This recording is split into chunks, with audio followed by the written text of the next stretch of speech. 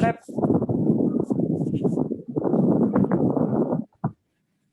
बड़ी खड़खड़ाहट आ रही है अवनीश, आवाज में खड़खड़ाहट आ रही है। हाँ सर, हम लोग लाइव हो चुके हैं। महेश सर, थोड़ा सा अपना फोन आप रोटेट कर लेंगे तो पूरा आएगा आपका। महेश रोटेट करिए, रोटेट फोन। ये हाँ भी ठीक है, सही सही।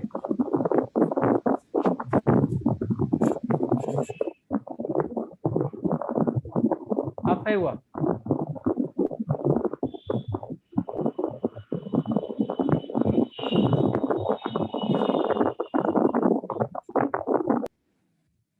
महेश सर की तरफ से कुछ आवाज आ रहा है। चलिए अभी हम सर को अनम्यूट करेंगे, जो बोलना होगा तो।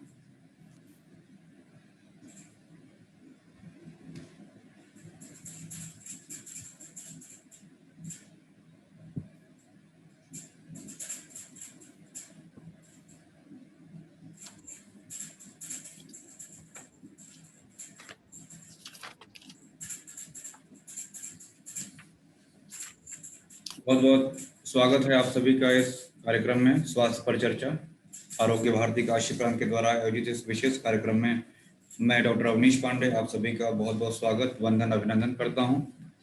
जो भी लोग इस कार्यक्रम को फेसबुक पर देख रहे हैं या कार्यक्रम संपन्न होने के पश्चात इसकी रिकॉर्डिंग जो भी लोग देखेंगे, आप सभी लोगों से निवेदन करूंगा कि ये कार्यक्रम बहुत ही महत्वपूर्ण है, क्योंकि आहार का हमारे जीवन में बहुत अधिक महत्वपूर्ण है। आहार ही हमारे शरीर के स्वास्थ्य का निर्धारण करता है और आपका आहार स्वास्थ्य का आधार, ये हमारे आज के परिचर्चा का विषय है। और हमारे साथ इस परिचर्चा में भाग लेने के लिए हमारे साथ जुड़े हुए हैं डॉक्टर शशि शर्मा मैडम, जो कि एसोसिएट प्रोफेसर हैं स्त्री एवं प्रसूति रोग, राजकीय आयुर्वेदिक महाविद्यालय लखनऊ में। मैडम, मैं इस कार्यक्रम में आपका बहुत बहुत स्वागत करता हूं। साथ ही हमारे साथ जुड़े हुए हैं राजकीय स्नातकोत्तर आयुर्वेद महाविद्यालय लखनऊ से बाल रोग विभाग के associate professor doctor Mahesh Narayan Gupta sir. मैं आपका भी बहुत बहुत स्वागत करता हूं सर इस कार्यक्रम में।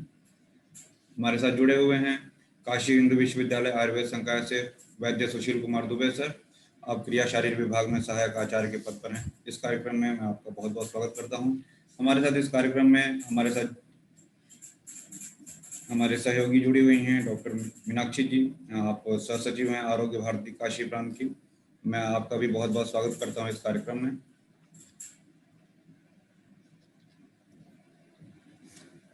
हम लोग इससे पहले कि ये महत्वपूर्ण परिचर्चा शुरू करते हैं, मैं आपको बता दूं कि मैं भी एक आयुर्वेद का छात्र हूं, छात्र ही अपने आप को मानता हूं। आयुर्वेद में कहा गया है कि पंचभूतात्मक देह आहार पंचभौतिक है। हमारा शरीर भी पंचभौतिक है, जो आहार हम ग्रहण करते हैं वो भी पंचभौतिक है, और हमारे शरीर से धातुओं का पोषण होता है। धातुओं के पोषण से आचार्य सुश्रुत ने बताया है कि धातुओं का जो सार है वही ओज है, जिससे हम कहते हैं कि ओज हमारा स्ट्रांग है तो हमारी इम्यूनिटी भी स्ट्रांग है। कहीं न कहीं आज जो ये महामारी हमारी फैली हुई है, इसमें एक इम्यूनिटी का बहुत बड़ा रोल है। हम कह सकते हैं कि हमारा जो आहार है कहीं न कहीं हमारे स्वास्थ्य से, हमारी इम्यूनिटी से जुड़ा हुआ है। मैं सबसे पहले इस चर्चा में स्वागत करता हूं वैद्य सुशील कुमार दुबे सर को, और मैं सर जानना चाहता हूं आपसे कि प्रकृति क्या है और इस प्रकृति का आहार से क्या कोरिलेशन है। इस पे आप अपने विचार रखेंगे वैद्य सुशील कुमार दुबे सर। बहुत बहुत स्वागत है सर आपका। धन्यवाद भाई अवनीश पांडे जी।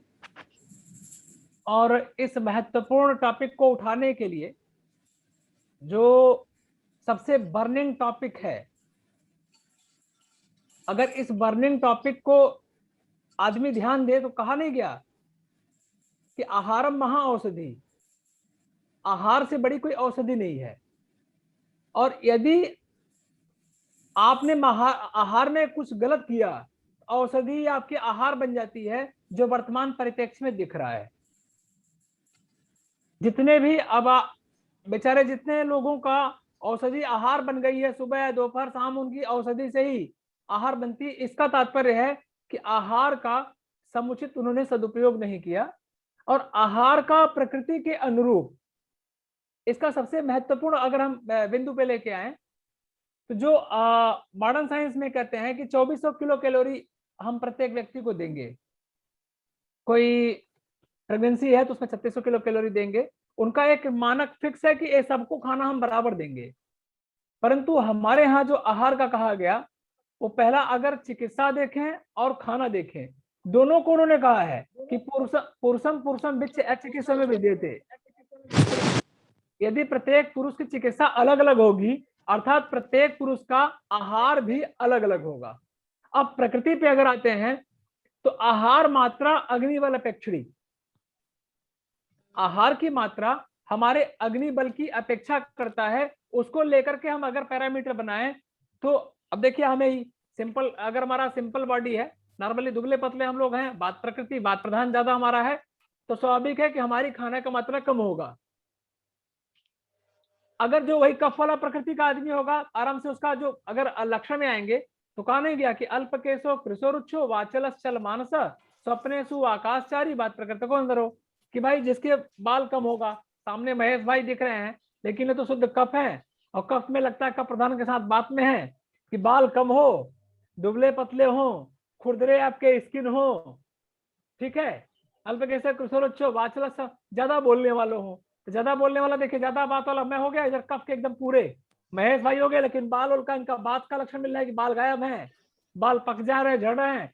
तो उसके आधार पे आहार पे अगर आप आएंगे तो आहार की मात्रा जो बात वाले की कम होती है, पित्त वाले की मध्यम खाना, मतलब जैसे हम 4 रोटी खा रहे हैं, हमें लगता है 4 रोटी के ऊपर हम लोग आज तक नहीं खा पाए कभी, तो 4 रोटी खाने वाला बात वाला खा रहा है तो 6 रोटी पित्त प्रकृति वाला खाएगा और 8 रोटी तक कफ वाला खाएगा, ठीक है। तो आप उसको एक पैरामीटर में फिक्स नहीं कर सकते कि नहीं नहीं नहीं आप तो 2 ही रोटी खाओ या 4 रोटी खाओ। और उस आहार की मात्रा से सबसे महत्वपूर्ण बिंदु जो है कि आपका पेट साफ हो रहा और भूख लग रहा हो, ये पैरामीटर आपको खुद ही बॉडी में दिया हुआ है।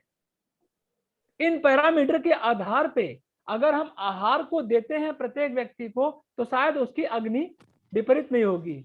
और अग्नि विपरीत होने का तात्पर्य यहाँ पे है, अभी जस्ट एक डिस्कशन में चल रहा था हमारा कि पहला जो कोई बीमारी आती है तो हमारे यहाँ कहा गया है कि भैया उपवास कर लीजिए, फास्टिंग कर लीजिए।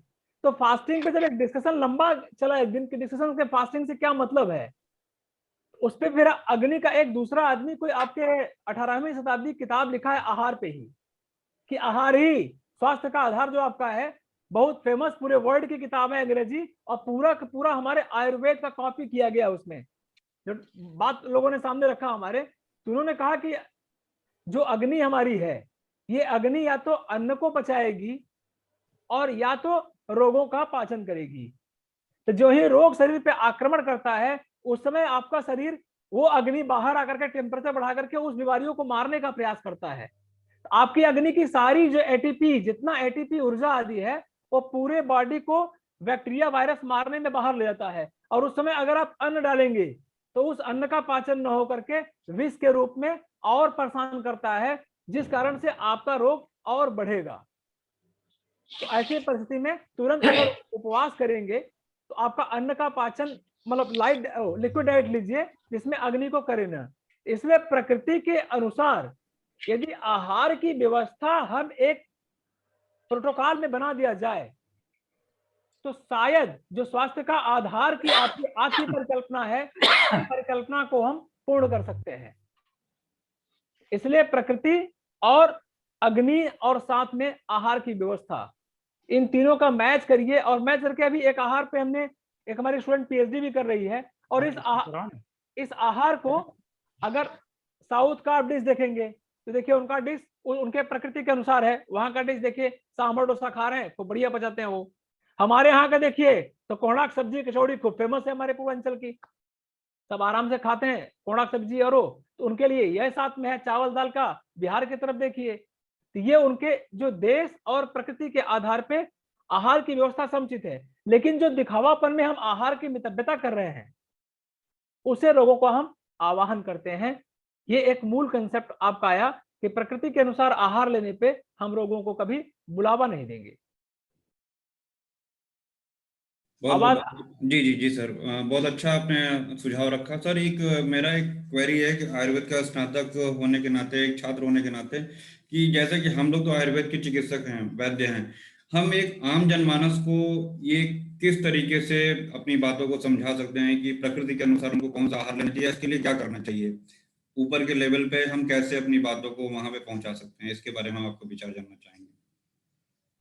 देखिए, अगर हमें हर व्यक्ति तक पहुंचाना है तो उसको पहला, जैसे आपका वात प्रकृति वाला दुबला पतला आदमी है, तो देखिए जो आदमी आपका वात प्रकृति का, मैं वात प्रकृति का हूं, तो चूंकि हम लोग चिकित्सक, रिसर्चर और शिक्षक तीनों हैं, तो तीनों विधा से अपने विज्ञान को सोचते हैं आयुर्वेद के बारे में। तो सबसे ज्यादा जानते हैं मेरी डिमांड्स क्या होती है, मीठा खाने की।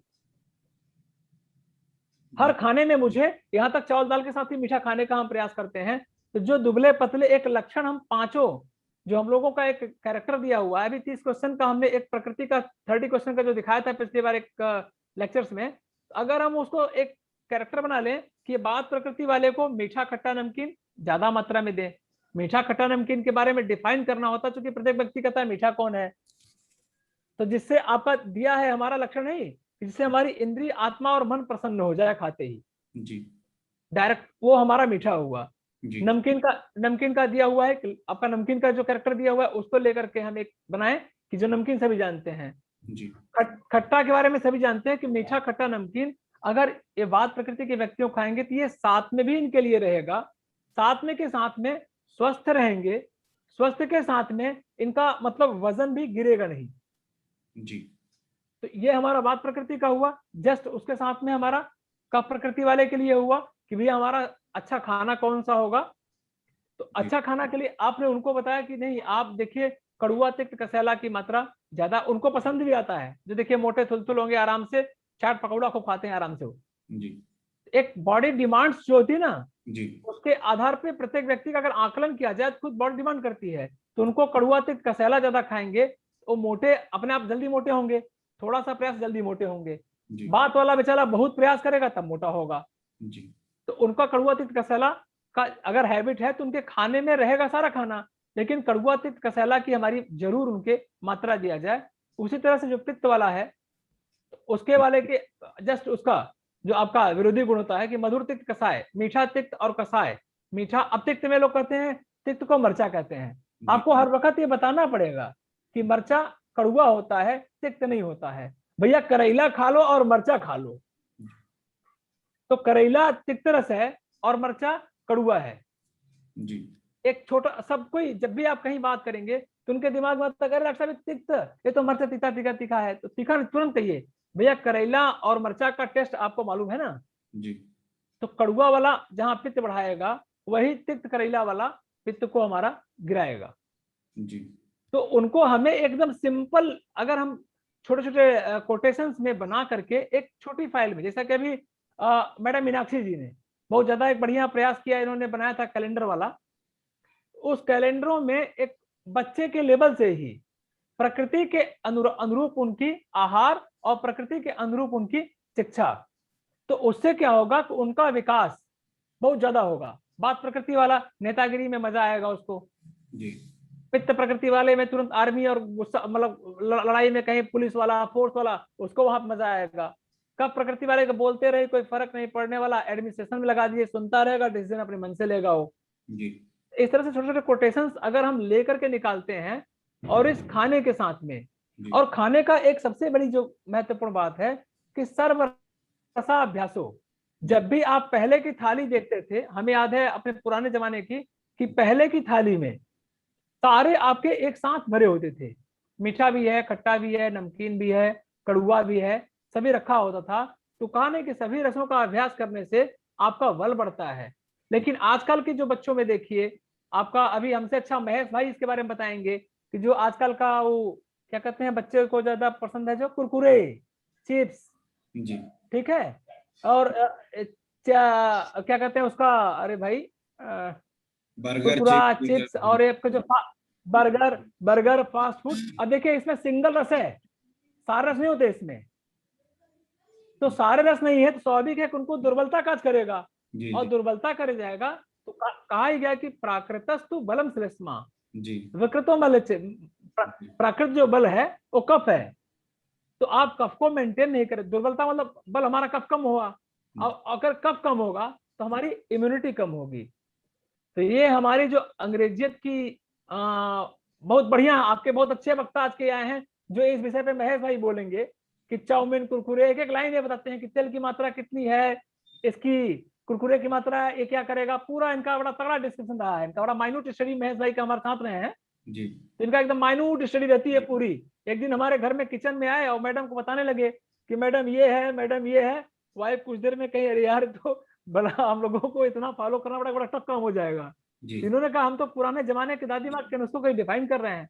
जी इसलिए उसके अनुसार मीठा खट्टा नमकीन, मधुर तिक्त कसाय और कड़ुआ तिक्त कसैला, तीन ही ग्रुप का खाने का आपका है जी कि हमें तीनों प्रकृतियों को, एक को मीठा खट्टा नमकीन, दूसरे को मीठा तिक्त कसैला और तीसरे को कड़ुआ तिक्त कसैला, जी ये तीन ग्रुप का बांध करके हम दे सकते हैं। खाली ये आप आहार दीजिए, इससे आप रोगी भी नहीं होंगे, स्वस्थ रहेंगे और बुद्धि भी आपकी तेज चलेगी। जी जी बहुत ठीक सही है। बताया सर आपने। और डॉक्टर दीप नारायण पांडे सर भी बताते हैं कि जैसे आयुर्वेद में तो आचार्यों ने शूद्धान्य, शमीधान्य इस तरीके से वर्ग बताए हैं। आज के परिवेश में देखा कि पिज्जादि वर्ग, उन्होंने ये शब्द दिए हैं, पिज्जादि वर्ग, कुरकुरादि वर्ग जो है, बर्गरादि वर्ग उन्होंने इस तरीके से बनाया है। और मुझे वाकई बहुत अच्छा लगा लोगों को समझाने के लिए, जो कि बहुत ही जंक फूड है, बहुत हानिकारक है। अभी सर इस पर डिस्कस करेंगे। मैं डॉक्टर महेश नारायण गुप्ता सर से अगला प्रश्न करना चाहूंगा कि सर जो नवजात शिशु हैं उनमें जन्म से क्या आहार देना चाहिए? आपसे इसका मैं, नवजात शिशुओं में जन्म से क्या आहार देना चाहिए, इस पे कृपया प्रकाश डालें डॉक्टर महेश नारायण गुप्ता से। जी जी, बहुत ही अच्छा प्रश्न आपने पूछा। जन्म के तुरंत बाद जो नवजात शिशु का प्रथम आहार होता है वो माँ का दूध होता है। मातृ आहार जो है अमृत के समान होता है, माँ के दूध के समान इस दुनिया में कोई आहार नहीं है। जन्म के तुरंत बाद अगर सामान्य प्रसव हुआ है तो आधे घंटे के अंदर माता जो है अपना उसका सामान्य पल्स, बीपी, रेस्पिरेशन हो जाए, प्रसव के कष्ट से थोड़ा सा उसको रिलीफ मिल जाए तो आधे घंटे के अंदर जो है उसको स्तनपान शुरू करा देना चाहिए। और अगर सिजेरियन से डिलीवरी हुई है, ऑपरेशन द्वारा प्रसव हुआ है, तो ऑपरेशन वाले प्रसव में 4 घंटे के बाद स्तनपान शुरू कराना चाहिए। ये 4 घंटे छोड़ते हैं इसलिए ऑपरेशन में एनेस्थेटिक दवाइयां दी हो। इस कारण से ऑपरेशन द्वारा अगर प्रसव हुआ है तो 4 घंटे के बाद जो है स्तनपान शुरू करा देना चाहिए। और ये स्तनपान डेढ़ घंटे 2 घंटे के अंतराल पर माँ जो है बच्चे को स्तनपान करावे। जन्म से लेकर 6 माह तक के शिशु को केवल और केवल माँ का दूध ही पिलाना है, ऊपर से कुछ भी देने की आवश्यकता नहीं होती है। कुछ माताएं, कुछ पेरेंट्स पूछते हैं हमसे कि कितनी गर्मी पड़ रही है तो क्या हम अलग से पानी पिलाएं बच्चे को? तो अलग से पानी की भी आवश्यकता नहीं होती है, क्योंकि माँ के दूध में या किसी भी प्रकार के दूध में 90% जल का ही भाग होता है, बाकी 10% उसमें ठोस पदार्थ होते हैं, इसलिए अलग से पानी देने की आवश्यकता नहीं होती। हाँ, अगर डायरिया का हो रहा है, अतिसार है बच्चे को, तो उसमें आप ORS का घोल दे सकते हैं। और दूध जो है वो 6 महीने तक तो पिलाना ही है। 6 महीने के बाद जो है स्तनपान 2 साल तक कंटिन्यू करना है माँ को। अब कुछ लोग कहते हैं कि 6 महीने हो गए हम अपना स्तनपान कराना छुड़ा दें, तो नहीं, ऐसा नहीं। 2 साल तक स्तनपान कराने से ये होता है कि गर्भावस्था में लगभग 10 किलो का वजन माँ के शरीर में बढ़ जाता है, चर्बी बढ़ जाती है शरीर में, फैट डिपॉजिट हो जाता है, तो वो फैट जो है वो धीरे धीरे दूध के साथ बच्चे के शरीर में चला जाता है और बच्चे का स्वास्थ्य संवर्धन होता है और माँ जो है पुनः अपनी पुरानी स्थिति में आ जाती है, अपना स्वास्थ्य जो है फिर से उसका फिट हो जाता है, वो फैटी नहीं होती है। और दूसरे फायदे हैं कि स्तनपान कराने से ब्रेस्ट कैंसर नहीं होता है, गर्भाशय का कैंसर नहीं होता है, गर्भ जो यूट्रस है वो पुनः अपनी स्थिति में वापस आ जाता है, यूट्रस में मजबूती आ जाती है स्तनपान कराने से। जी अमित जी, बहुत अच्छा बताया सर आपने। लेकिन एक प्रश्न ये भी उठता है कि आपने तो ये बताया कि नवजात शिशुओं में, अगर हम बात करें 6 महीने से लेकर 1 वर्ष तक के बच्चों में, तो ये आहार हम कैसे मेंटेन रखेंगे? जी 6 माह तक के बच्चों के लिए केवल माँ का दूध ही पर्याप्त होता है। 6 माह के बाद बच्चे की रिक्वायरमेंट बढ़ जाती है, उसकी आवश्यकताएं बढ़ती हैं, इसलिए पूरक आहार की आवश्यकता पड़ती है।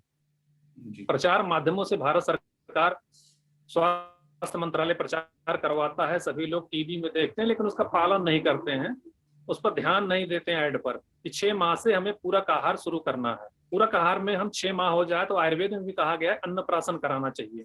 आचार्य कश्यप ने भी, चरक ने भी, सभी आचार्यों ने कहा है, हमारे सनातन परंपरा में भी 6 माह का बच्चा हो जाए तो अन्नप्राशन कराना चाहिए। तो अन्नप्राशन में यह है कि दाल का पानी, चावल का माड़, ये सब पिलाना शुरू कर दें। पहले तरल पदार्थ देना चाहिए। जो अन्न हम तरल रूप में हमारे घरों में मौजूद है उन्हीं को शुरू करना चाहिए। धीरे धीरे तरलता से ठोस की तरफ, सेमी सॉलिड से फिर सॉलिड की तरफ बढ़ते हैं। तो इसमें दाल का पानी है, चावल का माड़ है, साबूदाना है, पतली खिचड़ी है, दलिया है और केला है, दूध में मसल कर हम दे सकते हैं। आजकल तमाम तरह के पैकेज्ड आइटम्स बाजार में उपलब्ध है। पेरेंट्स पूछते हैं क्या हम इनको खिलाएं, तो हमारा सीधा सीधा होता है सलाह कि इनको खिलाने की आपको आवश्यकता नहीं। आप जो गेहूं अच्छे से बीन के, पछोर के और अपने सामने चक्की में पिसवा के लाए हैं, जिस आटे की आप रोटी खाते हैं उसी आटे को आप भून लीजिए, देसी घी में या सरसों के तेल में ही भून के पंजीरी बना लीजिए। जैसा पंजीरी आप सत्यनारायण भगवान की व्रत कथा में बंटवाते हैं, उस पंजीरी को आप दूध में घोल के पतला करके बच्चे को खिलाइए। तो ये जो है पूरक आहार है। इसके साथ में फलों के रस, उबली हुई सब्जियों को मसल करके आप खिलाइए, जैसे लौकी है, कद्दू है, नेनुआ है, तरोई है, तरबूजा है, खरबूजा है, पपीता है। इनके फलों को मसल के आप, सेब का गूदा है, इसको दूध में मिक्स करके बच्चे को खिलाइए। इसी तरह लैया होता है जो धान को भून के, चावल को भून के लैया बनती है, लावा बनता है, उसको भी पीस के आप दूध में घोल के खिलाइए। क्योंकि एक तो पहले से ही प्री कुक्ड रहता है और फाइन पार्टिकल्स में पीस करके परिवर्तित किया जाता है। उसके बाद आप दूध में घोल करके इसको पिलाएंगे तो ये इजिली एब्जॉर्ब हो जाता है। बच्चे को पचाने के लिए बहुत मेहनत नहीं करनी पड़ती है बच्चे की आंतों को, और बच्चे का स्वास्थ्य संवर्धन होता है। तो 6 माह से लेकर के 1 साल तक के बच्चे में ये अन्नप्राशन करके और धीरे धीरे सेमी सॉलिड और सॉलिड भोजन पे शिफ्ट करना चाहिए। जी, बहुत बहुत धन्यवाद सर। अभी हमारे पास प्रश्न और भी हैं, जिज्ञासाएं हमारी और भी हैं। जैसा कि अभी हम लोगों ने चर्चा किया था जंक फूड, हम आपसे आगे बात करेंगे। और इससे पहले हम डॉक्टर मीनाक्षी जी से निवेदन करेंगे कार्यक्रम को आगे की तरफ ले चलें। डॉक्टर मीनाक्षी जी, और आपका बहुत बहुत स्वागत है डॉक्टर मीनाक्षी जी। बहुत बहुत धन्यवाद अवनीश भैया, और सर्वज्ञों को मुझे मेरा प्रणाम। सुशील सर, महेश जी, डॉक्टर जी, बहुत ही अच्छी चर्चा चल रही है। और हम लोगों के स्वास्थ्य की परिकल्पना बिना महिलाओं के पूर्ण नहीं होती है, क्योंकि कहीं ना कहीं उनके हाथ में होता है। और उनके खुद के लिए जब स्वस्थ रहने की बात आती है तो बहुत सारे बातें हमको देखने में मिलती हैं, जैसे कि खुद के प्रति एक इग्नोरेंस वाली जो प्रवृत्ति होती है, जानकारी कई बार होते हुए भी इग्नोर करते हैं, कई बार नहीं भी पता रहता है। तो आज इस फोरम के माध्यम से, ये जो प्लेटफॉर्म है, मैं समझती हूँ कि इससे महिलाओं को बहुत अच्छा संदेश जाएगा, उनको जानकारी मिलेगी। मैम, मैं आपसे ये जानना चाहूंगी कि जो प्रेगनेंसी का टाइम होता है, अर्ली प्रेगनेंसी में किस तरीके के आहार को, किस तरीके के डाइट को उनके रूटीन में शामिल होना चाहिए, महिलाओं के रूटीन में, जैसे कि उसमें बच्चे की ग्रोथ के लिए, उसके डेवलपमेंट के लिए उनको सारे जरूरी पोषक तत्व मिल सके। नमस्कार। जैसे कि अभी डॉक्टर दुबे ने भी बताया और डॉक्टर महेश नारायण ने भी बताया, उन्होंने प्रकृति के हिसाब से बताया, उन्होंने बच्चों के हिसाब से बताया। अब गर्भिणी को क्या खाना है, कैसे रहना है, उसका आहार क्या होना चाहिए। अभी जैसे बात हुई कि आहार ही औषध है, ये बिल्कुल सही बात है। अगर हम आहार जो है वो हमारे संपूर्ण स्वास्थ्य का कर्ता धर्ता है, आहार पे ही हम डिपेंड है, हमारा सारा जीवन जो है आहार पे ही डिपेंड है, उसी के लिए हम दिन रात मेहनत करते हैं। जैसे कि हम कहते हैं नहीं कि आदमी आज दौड़ भी रहा है तो 2 जून की रोटी के लिए ही दौड़ रहा है। तो गर्भिणी जो है, थोड़ी सी चीजें बदल गई हैं। सामान्य महिला को क्या खाना चाहिए और गर्भिणी को क्या खाना चाहिए। तो जो सामान्य महिला पहले से खाती आ रही है, अगर उसको ये गुड न्यूज मिली है कि वो प्रेग्नेंट है, तो ये बहुत ही एक तो बधाई वाली बात है उसके लिए। और उसको एकदम से अपने आहार विहार में बहुत ज्यादा परिवर्तन नहीं करना है। जैसे कि अब हम बात करें कि 9 महीने की जो हमारी यात्रा है प्रेगनेंसी की, तो इसमें अगर हम इसको 3 ट्राइमेस्टर्स में बांट दें, है ना, पहले 3 महीने, बीच के 3 महीने और आखिर के 3 महीने, तो पहला ट्राइमेस्टर 12 हफ्ते का हुआ। जैसे उसको खबर मिली तो एकदम उसके अंदर खुशी की जो लहर आई है।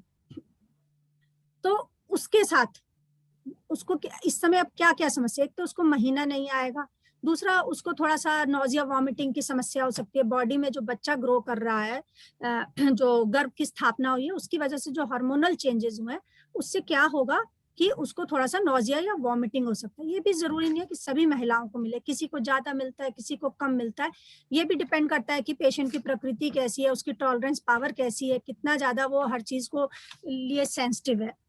अगर मान लो उसको नोजिया वॉमिटिंग की समस्या है, तो उसको फर्स्ट ट्राइमेस्टर में, जैसे कि हमारे आचार्यों ने भी बताया और व्यवहार में भी हम पेशेंट्स को ओपीडी में बताते हैं कि प्रथम त्रैमास में उसको द्रव, मधुर, शीतल पदार्थों का सेवन करना चाहिए जो हृदय को प्रिय हो। हृदय को प्रिय अब एकदम से तो होंगे नहीं, तो जो उसकी डेली डाइट थी, पहले की डाइट थी, उसी को फॉलो करना है। कोई एकदम से हमें नई डाइट अपनी एकदम से इंक्लूड नहीं कर देनी है। हाँ, इस बात का ध्यान रखना है कि जैसे ही आपको प्रेगनेंसी की गुड न्यूज मिलती है, आप अपने खाने में फॉलिक एसिड, आप टैबलेट भी ले सकते हैं और अपने खाने में हरे पत्तेदार सब्जियों को बढ़ा सकते हैं।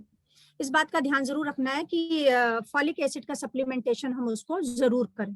तो फॉलिक एसिड एक तो टैबलेट आती है और दूसरा हमारे खाने में भी पाया जाता है। हरी पत्तेदार जितनी भी सब्जियां हैं ये फॉलेट रिच होती हैं, आप इनका सेवन कर सकते हैं। अब इस समय नोजिया वॉमिटिंग हो रही है पेशेंट को, तो थोड़ी सी दिक्कत होती है, तो उसको लिक्विड डाइट मैक्सिमम लेनी है। लिक्विड डाइट में सुबह उठ के एकदम से जैसे ही महिला उठती है तो उसको नोजिया वॉमिटिंग की फीलिंग हो रही है, तो थोड़ा बिस्तर पे बैठ के अपना थोड़ा सा मूवमेंट कर ले, थोड़ी देर बिस्तर पे बैठी रहे। और लिक्विड डाइट में क्या है, वो थोड़ा सा ड्राई टोस्ट ले सकती है चाय के साथ। अगर उसको दूध पीने की आदत है तो दूध का सेवन कर सकती है। एकदम आप सुबह उठ के फ्रूट जूस भी ना लीजिए, जैसे कि बहुत सारे लोग पूछते भी हैं कि सुबह ही फ्रूट जूस ले लें। नहीं, आप सुबह कुछ खाइए, हल्का खाइए, लघु खाइए, जो आपको इजिली डाइजेस्टिबल हो वो खाइए।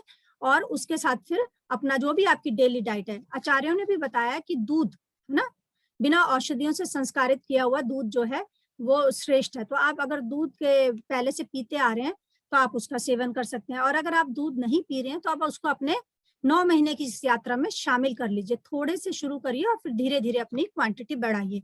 और भोजन तो जो भी आप ले रहे थे वो एज इट इज आप फॉलो करेंगे। फर्स्ट ट्राइमेस्टर में कोई बहुत ज्यादा कैलोरीज बढ़ाने की आवश्यकता नहीं होती है, बल्कि इस बात का ध्यान रखना है कि कॉन्स्टिपेशन ना हो। तो सबसे अच्छी बात है कि कॉन्स्टिपेशन ना हो। तो दूध जो है ये भी मृदु विरेचक है। अगर आपको कॉन्स्टिपेशन की समस्या है तो आप रात में दूध में 8-10 मुनक्के डाल के उसको पहले भिगो दीजिए, और भिगोने के बाद आप उसको उबाल लीजिए और मुनक्का खा लीजिए और दूध पी लीजिए। तो इससे जो कॉन्स्टिपेशन की समस्या फर्स्ट ट्राइमेस्टर में मिलती है उसमें भी आराम मिलेगा। इसी जर्नी को आगे करते हुए जब हम सेकंड ट्राइमेस्टर में पहुंच जाएंगे, जो 12 हफ्ते के बाद से 13 हफ्ते से 28 हफ्ते के बीच का है, इस समय आप अपनी डाइट थोड़ी सी बढ़ा लीजिए। डाइट बढ़ाने से पर्पस ये है कि आपकी डाइट न्यूट्रिशियस होनी चाहिए, ठीक। हाँ, पौष्टिक तत्व उसमें भरपूर होने चाहिए। और मैं एक बात और कहना चाहूंगी कि जब भी हम डाइट बढ़ाने की बात करते हैं तो फल और सब्जियां और अनाज की बात कर रहे हैं। तो फल और सब्जियां हमेशा इस बात का ध्यान रखना है कि जो सीजनल है, जो मार्केट में उस समय मिल रही हैं, उन्हीं का सेवन करेंगे। फल भी उसी के अनुसार लेंगे। जैसे आजकल कोई प्रेगनेंसी पेशेंट आ रही है या कोई गुड न्यूज दे रही है, तो इस समय क्या आ रहा है मार्केट में, खरबूजा, तरबूज, तो आप ककड़ी आ रही है, खीरा आ रहा है, लौकी, नेनुआ, कद्दू, ये सब आ रहा है। तो इनको आप बढ़ाइए। और आहार में जो आटा है वो जो है थोड़ा सा चोकर युक्त लीजिए, तो उससे भी आपको जो कॉन्स्टिपेशन की समस्या है वो सब, उससे भी आपको उसमें भी आराम मिलेगा। इस समय एक बात मैं फिर ऐसे ही सेकंड ट्राइमेस्टर में, और आचार्यों ने दूध तो बताया, ये फर्स्ट ट्राइमेस्टर में दूध बताया, सेकंड में बताया, सेकंड में फिर उन्होंने मंथ वाइज बताया, गर्भणी परिचर्या बताई है। तो गर्भणी परिचर्या का पर्पस क्या है, अगर हम चाहते हैं हमारी जो संतान है उत्तम गुणयुक्त स्वस्थ हो, तो उसके लिए क्या करना है, हमारे 9 महीने की जो गर्भणी परिचर्या, इसका पर्पस क्या है कि माँ और बच्चा जब जन्म हो तो स्वस्थ हो, दोनों जो है एक तो इजी डिलीवरी हो जाए, ऊपर से स्वस्थ भी रहें। तो इसके लिए उसका आचरण, आहार के साथ आचरण पे भी बहुत ज्यादा ध्यान दिया गया है। तो फर्स्ट ट्राइमेस्टर में जैसे कि मैंने बताया, पहले आप सिंपल मिल्क लीजिए, फिर मेडिकेटेड मिल्क बताया, जीवनीय गण की औषधियां बताई हैं, डिफरेंट औषधियां बताई हैं जिनसे आप दूध को उसमें मिक्स करके ले सकते हैं। फिर आगे बताया कि नवनीत हो गया, घृत हो गया। जैसे सेकंड ट्राइमेस्टर में आए तो बेबी की अब ग्रोथ हो रही है, तो आपको घी की मात्रा ना, तो घी मतलब अब आपको मक्खन आप ले सकते हैं, घी ले सकते हैं, दूध ले सकते हैं, ये खीर बना के आप खा सकते हैं। तो धीरे धीरे, और सेकंड ट्राइमेस्टर में एक बात का और ध्यान रखना है कि अब आयरन भी हमें शुरू कर देना है ना, आयरन और कैल्शियम सप्लीमेंट हमें शुरू कर देने हैं। फर्स्ट ट्राइमेस्टर में हमें जो है उसको फॉलिक एसिड और मल्टीविटामिन देने हैं, जो हल्की उसको वीकनेस लग रही है, एकदम से बॉडी यूज टू नहीं है, चेंजेस हो रहे हैं, मैक्सिमम चेंजेस हो रहे हैं, तो बॉडी एकदम से यूज है, तो उस समय हमें उसे सिर्फ मल्टीविटामिन सिंपल हम बी कॉम्प्लेक्स दे सकते हैं। और ज्यादा बढ़िया है कि हम सूप बना के सब्जियों का पी लें। अगर कुछ लोग होते हैं कि नहीं हमारा तो सब ठीक है, हम अभी मेडिसिन नहीं खाएंगे, तो वो इस बात पे हम उनको बता सकते हैं कि वो जूस वगैरह पी लें, सूप बना लें, जूस पी लें। हल्की सारी सब्जियों को, जितनी भी रंग बिरंगी हमारी सब्जियां हैं, ये रिच इन माइक्रोन्यूट्रिशन, जितने भी पोषक तत्व हमारे शरीर को चाहिए वो रंग बिरंगी सब्जियों में भरपूर मात्रा में पाए जाते हैं। तो आप इनको बारीक बारीक काट के, थोड़ा इसमें नमक, काली मिर्च, भुना जीरा डाल के आप इसको भी ले सकते हैं। फिर जैसे ही सेकंड ट्राइमेस्टर आया, अब आपका बच्चा पेट में मूवमेंट भी करेगा, आप उसको फील करिए, अपने बच्चे के साथ बातें करिए, जुड़िए अपने बच्चे के साथ। गर्भिणी परिचर्या का पर्पस क्या है? हम अपने बच्चे से मानसिक रूप से एक कनेक्शन बनाए जो हमारी लॉन्ग लाइफ जो है चलेगा। जैसे कि गर्भ संस्कार की भी बात करते हैं, तो उसमें भी क्या करते हैं, educating the foetus, education of the foetus with the mother. Mother क्या कर रही है उसमें, जो है बच्चे को संवाद स्थापित करना है।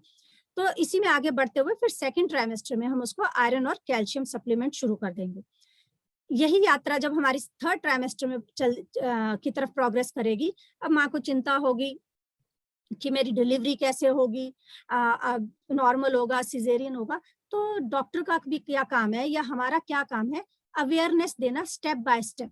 एकदम से पेशेंट आके पूछता है अभी प्रेगनेंसी कंसीव हुई, गुड न्यूज मिली है कि मैडम नॉर्मल होगा कि सीजर होगा, नहीं, उस समय हमें उसको नहीं बताना है।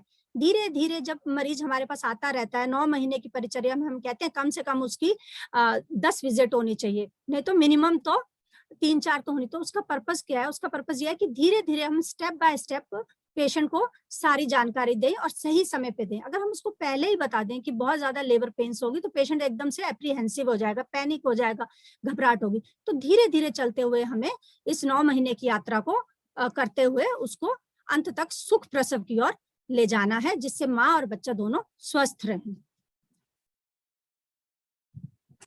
बहुत बहुत धन्यवाद मैम, आपने तीनों ट्राइमेस्टर में कैसा आहार हो उसके बारे में बहुत अच्छे से बताया। इसमें हम लोग एक चीज और जान सकते हैं कि ड्राई फ्रूट्स का कितना रोल होता है। जैसे मुनक्के के बारे में वैसे आपने बताया ही वैसे भी, बट अगर ये ऋतु जो अभी चल रही है इसको ध्यान में रखते हुए अगर हम बात करें, तो आप कुछ और कोई ड्राई फ्रूट ऐड करना चाहेंगे इसमें? सबसे आपने बहुत ही अच्छा सवाल किया है, और ये पेशेंट का मैक्सिमम सवाल होता है। जैसे ही पेशेंट कंसीव करता है उसके बाद उसकी एक ही क्वेरी होती है कि मैडम हम खाएं क्या, हमारा आहार कैसे हो। रूटीन में मैं उनसे कहती हूँ कि जो आप खाते आ रहे हो वही आपको फॉलो करना है, और सीजनल फ्रूट्स वेजिटेबल्स को इंक्रीज कर देना है। अब ड्राई फ्रूट्स में हम क्या लेंगे, तो मैंने मुनक्का बताया, कॉन्स्टिपेशन है तो अंजीर भी ले सकते हैं, किशमिश आप आराम से खा सकते हैं, है ना, उससे भूख भी लगेगी, पाचन भी सही लगेगा, आपको शुगर कंटेंट भी बॉडी में मिलेगा जो रिक्वायरमेंट है ग्लूकोज की। आप बादाम भिगो के खा सकते हैं। अब दूसरा सवाल होता है कि कितने बादाम खाएं, तो मैक्सिमम अगर आप डिफरेंट ड्राई फ्रूट्स ले रहे हैं तो 4-5 बादाम आपके लिए बहुत हैं, और इनको आप रात में पानी में भिगो दीजिए, सुबह इनको चबा चबा के धीरे धीरे आप इनको खा लीजिए। और छिलका भी उतारने की जरूरत नहीं, रिच इन फाइबर है, तो आप उसको सब जगह सब बताते हैं कि छिलका उतार के खाइए, नहीं, आप छिलके के साथ ही खा लीजिए, वो भीगा है, इजिली डाइजेस्टेबल है, आप वो ले सकते हैं। बताते हैं अखरोट बहुत अच्छा है बच्चे के फीटल डेवलपमेंट के लिए, तो आप अखरोट ले सकते हैं। पर जैसे आजकल का मौसम में गर्मी हो रही है तो उसको भी आप पानी में भिगो के लीजिए, और एक अखरोट बहुत है, अगर आप डेली रूटीन में उसको फॉलो कर रहे हैं तो एक अखरोट आप ले सकते हैं, उसमें कोई दिक्कत नहीं है, वो सेफ है आपके लिए।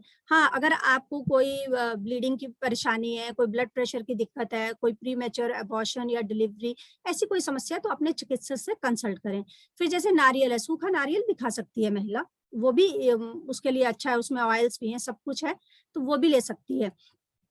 तो ड्राई फ्रूट खा सकती हैं पर कम मात्रा में। अब ड्राई फ्रूट ही डाइट बना ले ऐसा नहीं करना है। सबसे अच्छा है कि आप थोड़ा थोड़ा सारा ड्राई फ्रूट लेके उसमें आप मखाने भी डालिए, और इनको मिक्सी में पीस करके चूर्ण बना के रख लीजिए, और दूध में 1 चम्मच 1.5 चम्मच आप डेली पी सकते हैं, वो सेफ है आपके लिए। थैंक यू मैडम, आपने मुझे लगता है जो बहुत ही बेसिक जानकारी जो सभी को होनी चाहिए उसके बारे में आपने बहुत अच्छे से बताया। अभी मैं हैंड ओवर कर रही हूँ अवनीश भाई को आगे के परिचर्चा के लिए। अनम्यूट अनम्यूट अवनीश जी अनम्यूट। बहुत बहुत धन्यवाद डॉक्टर मीनाक्षी जी, और बहुत बहुत धन्यवाद मैम। मैम, जैसा कि अभी डॉक्टर महेश सर ने बताया कि माँ का जो दूध होता है बहुत ही बेनिफिशियल है बच्चे के लिए, जन्म से देना चाहिए। मैं एक ये मेरी जिज्ञासा ये है कि लैक्टेटिंग मदर को जो माँ स्तनपान करा रही उनके लिए डाइट कैसा होना चाहिए? आपने प्रेगनेंसी में तो बताया फर्स्ट सेकंड थर्ड ट्राइमेस्टर में, एक लैक्टेटिंग मदर को क्या डाइट लेना चाहिए? हाँ, इस पे थोड़ा सा। लैक्टेटिंग मदर की डाइट थोड़ी बढ़ जाएगी। अब उस पर 2 जिम्मेदारी है ना। पहले तो माँ के गर्भ में ही था तो माँ की डाइट उतने, अब थोड़ी सी डाइट हम 300 कैलोरीज जो है 250 to 300 कैलोरीज डाइट बढ़ जाएगी। अब माँ जब स्तनपान करा रही है तो माँ को भी दूध पीना है, पहली बात। अभी डॉक्टर महेश नारायण ने बताया कि कम से कम 2 साल माँ स्तनपान कराए। अगर 2 साल माँ को ब्रेस्ट फीड कराना है तो माँ के पास उतने रिसोर्सेज भी होने चाहिए। 6 महीने तो माँ बहुत दूध पी लेती हैं लेडीज, उनका थोड़ा सा रहता है कि हाँ दूध पीना है, बच्चे को पिला रहे हैं। उसके बाद वो कहती हैं वो ऊपर से भी खा रहा है, फिर बच्चे को 2 साल तक अगर आप दूध पिला रहे हैं तो आपके पास रिसोर्सेज होने चाहिए, और रिसोर्सेज के लिए फिर अब आप अपनी डाइट बढ़ाएंगे। अब डाइट जो है, अब आप दूध की मात्रा बढ़ा दीजिए, दाल जो पहले आप खा रहे थे उससे थोड़ी क्वांटिटी बढ़ा दीजिए। अब आप जिनको दूध नहीं हो रहा है, जैसे कि औषधियां भी हैं हमारे पास जो हमारी रसोई में ही है, आप सौंठ बढ़ा सकते हैं, सौंठ का प्रयोग कर सकते हैं दूध के साथ, उससे भूख भी लगेगी और माँ का जो है पाचन भी सही रहेगा। जिसको दर्द हो रहा है, सौंठ जो है शूलनाशक भी है, शूलहर है, तो ये पंचकोल है, आप इनका प्रयोग कर सकते हैं। पंचकोल में पिपली, पिपली मूल, चव्य, चित्रक, सौंठ है। हरीरा बना के खिलाया जाता है। तो ये सब चीजें क्या है, हरीरा बना दिया हमने, ये क्या है, न्यूट्रिशियस है, न्यूट्रिटिव वैल्यू को बढ़ा रही है, लैक्टेशन को इम्प्रूव कर रही है। तो ये सब चीजें हैं। अब हम फ्रूट्स की बात कर लें तो सेब बहुत अच्छा है, सेब का सेवन माँ कर सकती है। अमरूद बहुत अच्छा है, छुआरा है हमारे पास, खजूर है। तो इन सब चीजों का सेवन हम थोड़ा सा बढ़ा देंगे। और इस समय माँ को फिजिकल एक्टिविटी बहुत जरूरी है। डिलीवरी के ड्यूरिंग प्रेगनेंसी भी माँ का फिजिकली एक्टिव रहना बहुत जरूरी था, और डिलीवरी के बाद भी अगर माँ फिजिकली एक्टिव रहेगी, चाहे नॉर्मल डिलीवरी हो चाहे सिजेरियन हो, जो अगर माँ फिजिकली एक्टिव रहेगी और एक्सक्लूसिव ब्रेस्ट फीडिंग कराएगी तो वेट गेन नहीं होगा, वो अपने आप ही पुराने अपने वेट पे नॉर्मली सब चीजों को फॉलो करते हुए ही आ जाएगी। तो आहार में इस समय हमें बढ़ा देनी है चीजें, दाल की क्वांटिटी बढ़ा देनी है आप, सारी चीजें, और फ्रूट्स और ये सब जो है हमारे, मैंने बताया कि हरीरा है, ये आप ले सकते हैं। अगर उसको शूल की या दर्द की समस्या है तो अजवाइन का पानी, शुरू में बताते भी हैं हम अपने मरीजों को कि पहले 10-15 दिन आप अजवाइन का पानी पीजिए, सादा पानी ना पीजिए, उष्ण जल का प्रयोग करिए। तो इन सब चीजों के साथ फिर वो आगे की अपनी यात्रा को चले। बहुत बहुत धन्यवाद मैम। निश्चित ही आपने सभी बिंदुओं पे बहुत अच्छे से एक्सप्लेन किया है, प्रेगनेंसी से लेकर लैक्टेटिंग मदर तक डाइट कैसा होना चाहिए, आपने बहुत अच्छे से अपनी बातें रखी, बताया। निश्चित ही जो लोग फेसबुक पे इस प्रोग्राम को देख रहे हैं, आगे भी देखेंगे, उनको बहुत ही इससे लाभ मिलेगा। हमारा अगला सवाल है वैद्य सुशील दुबे सर से कि सर, जैसे कि इस समय कोविड टाइम चल रहा है, हालांकि इस समय ग्राफ नीचे गया है, फिर भी होम आइसोलेशन में लोग हैं और पोस्ट कोविड भी, कुछ कोविड से ठीक होने के बाद भी कुछ सिम्टम हैं, तो ऐसे लोगों के लिए हमारा डाइट कैसा होना चाहिए? पोस्ट कोविड पेशेंट जो हैं बहुत पैनिक हो गए हैं, बहुत घबरा गए हैं, या जो होम आइसोलेशन में रह रहे हैं, ऐसे 2 बिंदुओं पे हम आपकी राय जानना चाहते हैं वैद्य सुशील दुबे से। धन्यवाद अवनीश जी। एक पहले तो हम आपके प्लेटफॉर्म के माध्यम से, अभी शशि मैडम बहुत बढ़िया डिफाइन की जो गड़बड़ी परिचर्या के बारे में, तो मीनाक्षी जी एक अपना पर्सनल एक्सपीरियंस हम बताना चाहेंगे शेयर करने के लिए, क्योंकि मेरे साथ में ऑब्जेक्टिव पैरामीटर्स मेरे साथ में था। सर। मेरी जो छोटी बेटी है वो जब पेट में थी तो उसको मैंने पूरा एकदम, मैंने कहा कि क्योंकि मैं बीएमएस करके शादी हमारी 28 साल शादी हुए हो गया, 46 साल का उम्र है मेरी इस समय, तो लगभग तीसरे बच्चे में हमने पूरा आयुर्वेद का फार्मूला अप्लाई किया। जो छोटी बेटी मेरी अभी है, उसका जब पहले महीना से ही जो आचार्य चरक का दिया हुआ है, मेरा कुछ नहीं किया था मैंने, कि पहले महीने में दूध, दूसरे महीने में दूध और अश्वगंधा, फिर शतावरी, फिर गोक्षुरु से लेकर कृष्णपर्णी, सालपर्णी, वो मैंने क्रमवार करते गया पूरा 9 महीना का। और वंडरफुल, आपका आश्चर्य की वाइफ का बहुत, चूंकि ऐसे हम लोग बहुत हाई न्यूट्रिटिव फैमिली वाले थे भी नहीं, गांव के रहने वाले, गांव पे रहना, गांव का खाना खाना, गांव के हिसाब से 54-55 किलो वेट भी वाइफ का था। जब वहां पे मेरा भाई चूंकि रेडियोलॉजिस्ट है, तो हम उसमें थे खुर्जा बुलंदशहर में, तो हमने कहा कि अगर हमने 9 महीना का दिया है गड़बड़ी परिचर्या, तो क्या इसका कुछ इफेक्ट दिखेगा कि नहीं। हम लोग खाली किताब में पढ़े हैं। जो हमें वैद्य की तरफ आकर्षित किया, ये सब बातें शुरुआती दौर से, कि हमने खुद ही पहले अपने परिवार पे फॉलो कराया।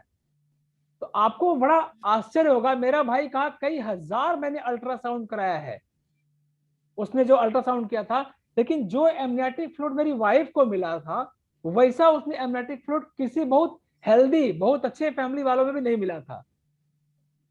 और बच्चे का जो बेबी का, मतलब बच्चा का भी 2.5-3 किलो बेबी का अंदर ग्रोथ, तो हमने देखा कि कुल खर्चा मुश्किल से कितना 700-800-900 हजार रुपए का पूरी दवाई आई होगी हमारी 9 महीने में। लेकिन उस 9 महीने में 2007 की घटना है, 2007 to 8, लेकिन वो एक नया दिशा दिया कि देखिए, जो अगर हमने गड़बड़ी परिचर्या का घर में अप्लाई किया और सिंपल चाहे छोटा सा चीज जो मैडम बता रही थी अभी, तो उसका ऑब्जेक्टिव पैरामीटर के आधार पर जब देखा हमने कि एमनियोटिक फ्लूइड, नॉर्मल डिलीवरी, और उसके साथ ही बच्चे का नॉर्मल वेट और पोस्ट कोई मतलब वो नहीं मिला। एक पहला मुझे, जो कि मैंने खुद अपना असेस किया था अपने उसमें, तो कम से कम ये 9 महीना गर्भणी परिचर्या का आपके आरोग्य भारती के माध्यम से एक छोटा छोटा चीजें हैं, छोटी छोटी चीजें हैं खाली, अगर वो बांटने में बहुत कॉस्टली भी नहीं है तो बांटा जा सकता है। मैडम बहुत अच्छी डिफाइन करी है। दूसरा सवाल अभी आपका जो अपने अवनीश भाई ने स्पेशली हमारा उस पर किए कि कोविड के ऊपर लोगों का चल रहा है, तो कोविड में आप देख रहे हैं कि जब मुझे कोविड हुआ नहीं था, जान के हम लोगों ने कराया कोविड कि भाई थोड़ा सा कोविड का असर तो दिखा जाए। लापरवाही, चूंकि सबको हम लोग गिलोय बांट रहे थे, लेकिन अपना गिलोय बंद कर दिए कि नहीं, वो लोग कहते हैं ना, अरे इससे कुछ फायदा नहीं गिलोय से यार, का जो अक्सर हमारा क्रिटिसाइज करता था उसमें, साथ में मॉडर्न साइंस का करे सब, ये सब करने के लिए, तो हम लोगों ने पूरा लापरवाही किया। और चूंकि कोविड में मैं लगातार, मेरे पास लगभग 4 प्रोजेक्ट हैं जिसमें मैं काम कर रहा हूँ, 3-4 प्रोजेक्टों में। कोविड हुआ तब मुझे रियल इसका एसेस मालूम हुआ कि हम लोग कहते थे कि यार कफ बातज है और एक बुखार जुकाम खांसी का कोई सन्निपात जरूर कर ले, लेकिन जब कोविड हुआ तब लगा कि यार ये तो उरा छत है। उरा छत में आपका स्वर भेद, आवाज, हमारे डॉक्टर चौरसिया जी मित्र थे, जब वो मॉडर्न के न्यूरो के हेड हैं, उनको हुआ कोविड, मैंने फोन किया तो उनकी आवाज एकदम धीमी धीमी निकल रही थी। हम हंसने लगे, हमने कहा लगता है कि तो एलोपैथ के डॉक्टर हो यार, तो तुम्हारी आवाज धीमी हो गई। देखो वैद्य जो लोगों का धीमा आवाज नहीं होता कोविड से। उसके 8 दिन बाद मुझे हो गया, जब मुझे फोन किया तो मेरी आवाज धीमी हो गई। तो हमने कहा अरे ये तो रोग का लक्षण ही है कि आपका आवाज धीमी हो जाएगी, ताकत कम हो जाएगा। उस ताकत में फिर उरा छत के जो आपका, चूंकि लंग्स में एक्टिव लेजन होते हैं, सिटी हमने इसका सिटी स्कैन कराया तो एक्टिव लेजन्स और लंग्स में पूरे अच्छे खासे दिखते हैं। उसको भरने के लिए लाक्षा का एक दिया हुआ है हमारे यहाँ कि लाक्षा लेना चाहिए, तो हम लोगों ने पूरा हमारा प्रोटोकॉल में तुरंत नया जोड़ा कि यार ये करना चाहिए। लेकिन खाद्य सामग्री में, चूंकि आचार्य चरक का अगर हम लोग पढ़ें तो उन्होंने कहा है, आप जाइए मध्य वाले अध्याय में, तो वहां पर उन्होंने कहा है कि अगर ताड़ी और खजूर से बनाया हुआ मद्य सेवन किया जाए तो किसी को टीबी का रोग नहीं होगा। अब टीबी का हम लोगों ने जोड़ा कि लंग से, तो अब अगर हम अपने डाइट्स में, सबसे पहले जो हमारा डाइट्स होता है पोस्ट कोविड में, तो एक टोटल घर में सबके जो लिखा है वो नहीं हो सकता, लेकिन जो कुछ चीजें हैं कि सुबह सुबह मूंग की दाल, क्योंकि हमारा सारे दालों में श्रेष्ठ दाल मूंग की दाल कही गई, तो मूंग की खिचड़ी आप बना के खा लिया मॉर्निंग में, दोपहर में 1-2 कटोरी मूंग की दाल और सलाद अच्छा आपने खा लिया, ठीक है। और शाम को अगर हो सके या दोपहर के बीच में चावल का माड़। इससे क्या होती है कि आपकी अग्नि इतना बढ़िया मेंटेन में, 3 चीजें हुआ, आपका तीनों घर के सामान है और बहुत सस्ता और हर आदमी अपने घर में बना सकता है। तो चावल का माड़ आप जानते हैं, जहां एक तरफ भूख बढ़ाती है, अग्निदीपन है, वही वो ज्वराग्नि भी है, बुखार कम करती है। पहले गांव में देखिए लोग कहते हैं अरे भैया बुखार हुआ, खाली के उपवास करावा और माड़ पिलाई दो। साइंस हमारी यही आयुर्वेद की थी। हम तो लगभग अभी हमारा रिसर्च का आज पहला शुरू हुआ है कि हम पहले माइल्ड केस पे काम किए थे बीएचयू में कोविड पे, पहले प्रिवेंटिव फिर माइल्ड, अभी मॉडरेट टू सेवियर हमने आज स्टार्ट किया। और उस मॉडरेट टू सेवियर में मैंने आज प्रस्ताव रखा कि जब आहार महाऔषधि कहा गया है, आहार मात्रा अग्निबल अपेक्षी कहा गया है, और आहार क्रम, 3 बातें हमारी आहार से जुड़ी हुई हैं जो हर व्यक्ति को फॉलो करना चाहिए कि आहार क्रम और डाइट चार्ट। कोविड पे हम कल प्रयास कर रहे हैं कि ये हम लोग कुछ न कुछ डाइट का दें, जैसे कि डाइट और काढ़े का, क्योंकि सिरिसादी काढ़े का हम मॉडरेट टू सेवियर में ले जा रहे हैं। तो आहार क्रम में आप जानती हैं कि आहार क्रम में जो हमारी आज शादी ब्याह की आहार क्रम चल रहा है वो बहुत ही मतलब हमारे शास्त्र के एकदम विरुद्ध है कि पहुंचते ही आपको चाट पकौड़ा छोला डोसा खिलाया गया और उससे क्या हुआ, आपकी अग्नि और बढ़ गई, आप ओवर ईटिंग की, खूब ज्यादा खाना खाई, ओवर ईटिंग की, ओवरवेट हो गए तो नॉन कम्युनिकेबल डिजीज जितने आपके हैं सारे की गिरफ्त में आप आ गए। लेकिन जो हमारा आहार क्रम है कि जो इनको देना है आगे, जो ही कोविड हमारा खत्म होता है तो उनको कम से कम एक पहले तो हमें उनको देना पड़ेगा कि भैया मीठा दीजिए, आदो मधुरम मुंजित, पहले मीठा खिलाइए उनको। तो मीठा खाना खिलाने से जानती है कि आप सबसे अधिक हमारा कफ बढ़ेगा, कफ बल, हमारा जो बल की कमी होती है उस बल को बढ़ा सकते हैं। तो उस मीठे में एक सुबह कम से कम खजूर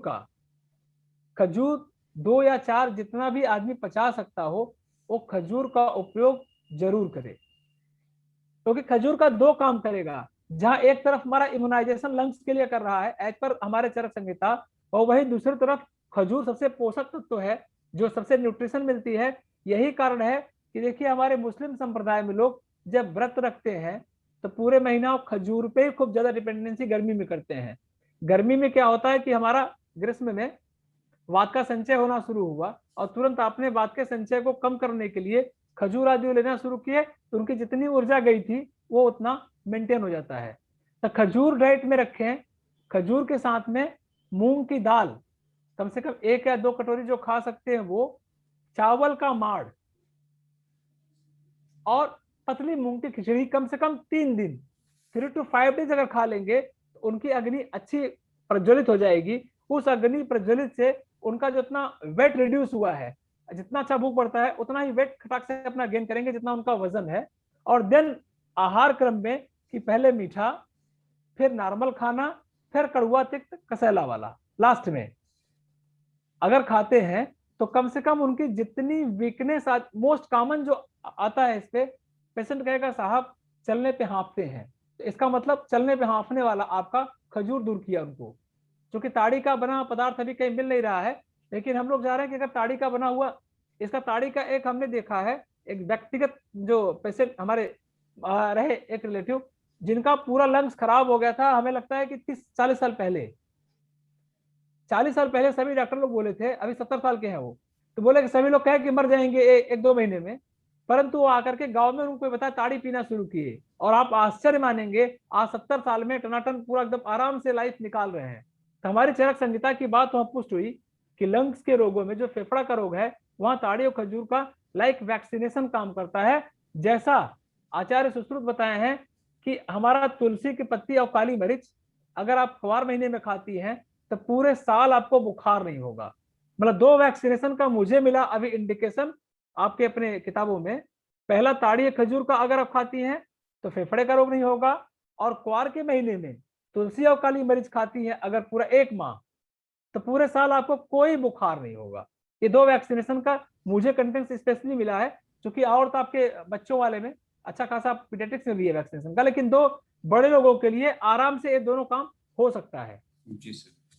तो इस तरह से उनको देंगे अगर खाना तो बढ़िया हो, आराम से उनकी पोस्ट कोविड में कोई इफेक्ट नहीं होगी, वीकनेस नहीं होगी और आराम से सर्वाइव करेगी। जी सर। बहुत अच्छा बताया सर आपने। निश्चित ही कोविड पेशेंट क्या होता है कि पहली बात तो विषाद में चला गया, बहुत ही डिप्रेशन में चला जाता है पॉजिटिव आने पे। तो जाहिर सी बात है डिप्रेशन में आने पे भूख नहीं लगेगी, और पोस्ट कोविड फेज जो होता है कहीं न कहीं वो अग्नि मंद हो जा रही है या भूख नहीं लग रही है, तो सबसे पहले तो अग्निवर्धन करना ही पड़ेगा। पहला लाइन ऑफ ट्रीटमेंट तो यही रहेगा उनका, भूख बढ़ानी चाहिए। बहुत अच्छी तरीके से आपने एक्सप्लेन किया सर, बहुत बहुत धन्यवाद। हमारे बीच में हमारे साथ जुड़े हुए हैं doctor Mahesh Narayan Gupta sir. Sir एक बार आपसे फिर हम जानना चाहते हैं, अभी आपने नवजात शिशुओं में, सर डिस्कनेक्ट हो गए हैं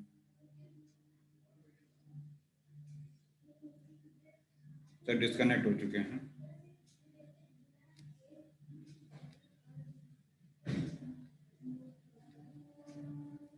डॉक्टर शशि मैम, आपसे रिक्वेस्ट है कि अगर आप कुछ और बताना चाहते हैं, आपके और कुछ विचार हैं तो प्लीज आप।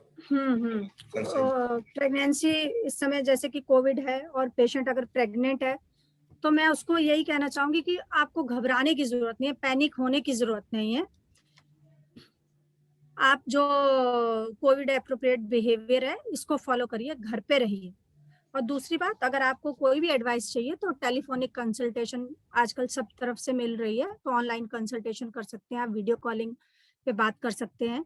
और घर में भी अगर आपको लगता है कि घर के और विजिटर्स आपके घर में बिल्कुल भी नहीं आने चाहिए, इस बात का बहुत ध्यान रखना है कि कोई भी विजिटर, अगर आप प्रेग्नेंट है तो थोड़ा उनको मिनिमाइज करिए। जो आपके घर के नोन है उनके लिए भी आप बाहर वो अपना सब उतार के आए, हाथ धो के तब आए, और उनसे भी डिस्टेंस मेंटेन करके रखना है आपको, इस बात का ध्यान रखना है। और दूसरी बात, हैंड हाइजीन आपको मेंटेन करनी है। आप अगर किचन में जा रहे हैं तो उस समय इस बात का जरूर ध्यान रखें कि अल्कोहल बेस्ड सैनिटाइजर का प्रयोग ना करें। साबुन, सोप वाटर जो है बेस्ट है। जब सैनिटाइजर आया तब तो हम लोग बहुत सारे सैनिटाइजर खरीद के लाए ये वो, पर बाद में धीरे धीरे साल भर से हम इस बीमारी को झेल रहे हैं और इससे जीत भी रहे हैं निश्चित रूप से। तो सोप वाटर जो है वो बेस्ट है।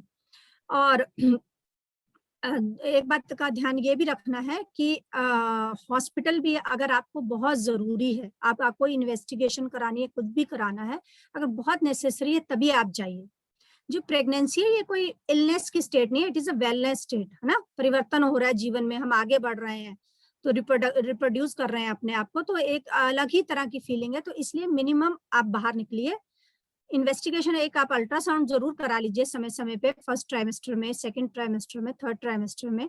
आपको अगर वैक्सीन टेटबैक लेना है तो वो भी आप अगल बगल कहीं भी ले सकती हैं। आप ऑन कॉल बात करके सेफ टाइम में जाइए जब बहुत ज्यादा भीड़ ना हो। और क्राउड में तो आपको बिल्कुल भी नहीं जाना है, इस बात का ध्यान रखना है कि क्राउड गैदरिंग पार्टी ये आपको नहीं करनी है। और पैनिक नहीं होना, ये सबसे बड़ी बात है। लोग अगर पड़ोसी पॉजिटिव है तो लोगों को लग रहा है हम भी पॉजिटिव हो जाएंगे, ऐसा नहीं है। हर समय अगर आप अपने घर में और सेफ एनवायरनमेंट में, तो घर में भी हालांकि एडवाइजरी आ रही है कि घर में अगर कोई पॉजिटिव तब तो आपको मास्क लगाना ही है, अगर नहीं सब लोग ठीक हैं तो आप अपने ही कमरे में हैं तो मास्क भी मत लगाइए, पर बाहर जाइए तो डबल मास्किंग कर लीजिए। और अभी वैक्सीन तो अलाउ नहीं करी है प्रेगनेंसी में। हाँ, कल नई एडवाइजरी आई है जिसमें ये कहा है कि लैक्टेटिंग मदर्स जो है वो वैक्सीनेशन करा सकती हैं, उससे बच्चे को अगर ब्रेस्ट फीड भी करवा रही है तो भी कोई दिक्कत नहीं है, एंटीबॉडीज ट्रांसफर ही होंगी। पर अभी प्रेगनेंसी में वैक्सीन का अभी नहीं आया है, पहले गाइडलाइंस आई थी, फिर जो लेटेस्ट गाइडलाइंस आई है ICMR की, उसमें अभी मना कर दिया गया है। तो बस सेफली रहना है, परेशान नहीं होना है, अपना हिम्मत और हौसले से ये 9 महीने की जर्नी है, आप निश्चित रूप से जीत जाएंगे, इसमें परेशान होने वाली कोई बात नहीं है।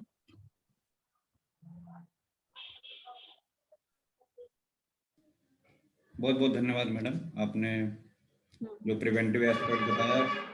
आरोग्य भारती भी प्रिवेंटिव एस्पेक्ट पे ही काम करता है, स्वस्थ स्वास्थ्य रक्षण जो ध्येय है उसी पे कार्य करती है आरोग्य भारती भी, कि बीमार ही ना पड़ा जाए। और इसी उद्देश्य की पूर्ति के लिए हम लोग निरंतर प्रयासरत हैं। लोगों को स्वास्थ्य के प्रति जागरूक करना है। हमारे विभिन्न आयाम हैं, उन आयामों के अंतर्गत हम लोग जन जन तक स्वास्थ्य जागरूकता फैलाते हैं। और हमारा यही प्रयास है कि लॉकडाउन में भी ऑनलाइन माध्यम से हम लोगों को हेल्थ अवेयरनेस हम लोगों तक पहुंचाएं। और हमारा ये कार्यक्रम आरंभ हुआ है, स्वास्थ्य परिचर्चा आगे भी जारी रहेगी। ऐसे कार्यक्रम हम करते रहेंगे, नए नए बिंदुओं पे, नए नए स्वास्थ्य बिंदुओं पे हम लोग कार्यक्रम करेंगे। हम डॉक्टर महेश नारायण गुप्ता सर से जानना चाहते हैं कि सर अभी आपने नवजात शिशु में और छोटे बच्चों में बताया। हम जानना चाहें किशोरावस्था जो सबसे महत्वपूर्ण वय होता है बच्चों में, जो कि स्कूल गोइंग एज होता है, और शायद ये बच्चों का बहुत ही महत्वपूर्ण एज होता है। इस टाइम बच्चों का आहार कैसा होना चाहिए और इम्यूनिटी बढ़ाने के लिए बच्चों में क्या करना चाहिए। एक तीसरी फेज जैसा कि सुनने में आ रहा है, बहुत महत्वपूर्ण प्रश्न बन जाता है ये। थर्ड फेज जैसा बताया जा रहा है बच्चों के लिए हानिकारक होगा। ऐसी परिस्थिति में क्या करना चाहिए, कैसे बचने के लिए क्या करना होगा, इस पे आपका राय जानना चाहूँगा सर। जी जी किशोरावस्था जो है वो जीवन का बहुत ही महत्वपूर्ण पड़ाव है। बाल्यावस्था से युवावस्था के बीच की एक कड़ी है, और किशोरावस्था में शरीर की ग्रोथ जो है वो बहुत तेजी से होती है। शरीर में सेक्सुअल डेवलपमेंट्स भी होते हैं। ग्रोथ एंड डेवलपमेंट्स का बहुत अच्छा फेज होता है ये, और शरीर बनाने का ये समय भी होता है। इस समय पेरेंट्स को बच्चों के आहार पर विशेष ध्यान देना चाहिए, क्योंकि इस किशोरावस्था में बहुत सारे विटामिन, मिनरल्स और प्रोटीन, इनकी आवश्यकता बहुत बढ़ जाती है।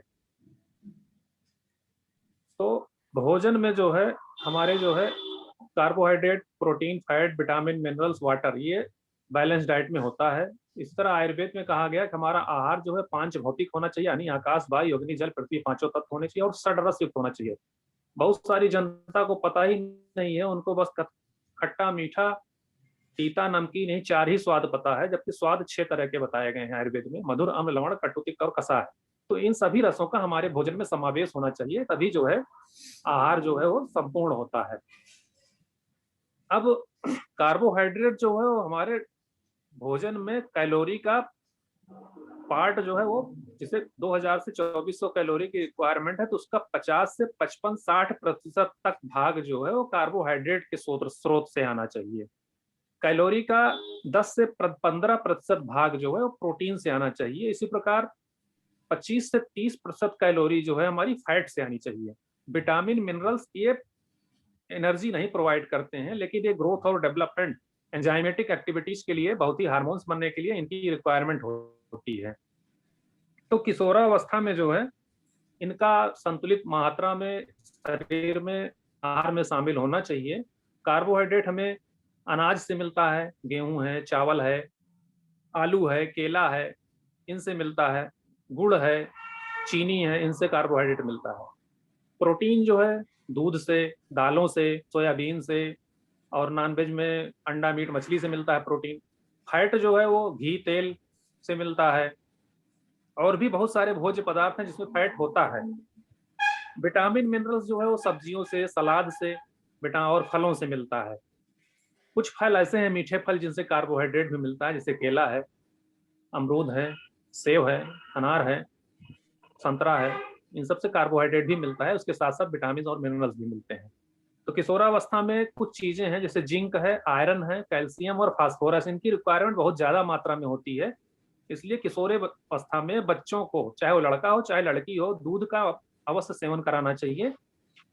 और उनकी प्रॉपर ग्रोथ के लिए जो तमाम तरह के बाजार में हेल्थ ड्रिंक्स उपलब्ध हैं, तो हम कहते हैं अपना इंडियन हेल्थ ड्रिंक दीजिए। इंडियन हेल्थ ड्रिंक के नाम पे कहेंगे क्या होता है इंडियन हेल्थ ड्रिंक, तो सत्तू, जौ और चने का सत्तू, ये सबसे अच्छा इंडियन हेल्थ ड्रिंक है। आज हम श्रोताओं के लिए बताना चाहेंगे कि घर पर हम अपना हेल्दी ड्रिंक कैसे बना सकते हैं। तो बच्चों के लिए स्वास्थ्य वर्धक पेय या हेल्थ ड्रिंक बना सकते हैं। उसके लिए 1 गिलास दूध लेना है, उसमें 2 चम्मच सत्तू घोल देना है, जौ और चने का, 2 चम्मच चीनी या गुड़ घोल दीजिए उसमें, और 2 चम्मच उसमें देसी घी मिला दीजिए। ये मंथ तैयार करके, घोल तैयार करके रोज 1 गिलास बच्चे को अगर पिलाते हैं, तो उसके बच्चे की प्रॉपर ग्रोथ और डेवलपमेंट होगी, और बच्चे का वजन भी बढ़ेगा, उसका स्वास्थ्य का संवर्धन भी होगा। इससे अच्छा कोई भी हेल्थ ड्रिंक मार्केट में आप कंपैरिजन कर लीजिए, नहीं मिलेगा, और उससे सस्ता भी ये पड़ेगा। घर में आप बना के अपने बच्चों को पिलाइए। और किशोरावस्था में आयरन की रिक्वायरमेंट बढ़ जाती है, जो खून बढ़ाएगा तो आयरन बढ़ाना पड़ेगा, क्योंकि आयरन से ही खून बनता है। आयरन जो है गुड़ और चना में मिलता है अधिक मात्रा में। दालों में सबसे ज्यादा आयरन चने में होता है। तो रोज ही अरहर की दाल नहीं खानी, हफ्ते में 2-3 दिन जो है वो चने की दाल भी बनाइए, और भुने चने, भिगे हुए चने, उबले चने, इनका आहार में शामिल करना आवश्यक है। नाश्ते में चना दीजिए, गुड़ दीजिए। और इसके अलावा आयरन जो है हरी पत्तेदार सब्जियों में फोलिक एसिड होता है, उससे मिलता है। एक मिरेकल हर्ब है, सभी घरों में, सभी गांवों में पाया जाता है, सहीजन। तो सहीजन की फलियां तो हम लोग खाते हैं, पत्तियों का यूज नहीं करते हैं। सहीजन की पत्ती बहुत ही बढ़िया स्वास्थ्य वर्धक होता है, बहुत ही पोषक होता है। उसमें दूध से ज्यादा कैल्शियम, केले से ज्यादा पोटेशियम, पालक से ज्यादा आयरन, ये सब सारी चीजें सोयाबीन उसके सहीजन की पत्तियों में होता है। तो सहीजन की पत्तियां उसको सुखा लीजिए, उसको पाउडर कर लीजिए, उसको भोजन के साथ, दूध के साथ, पानी के साथ किसी भी रूप में खिला सकते हैं। एक एक चम्मच सुबह शाम।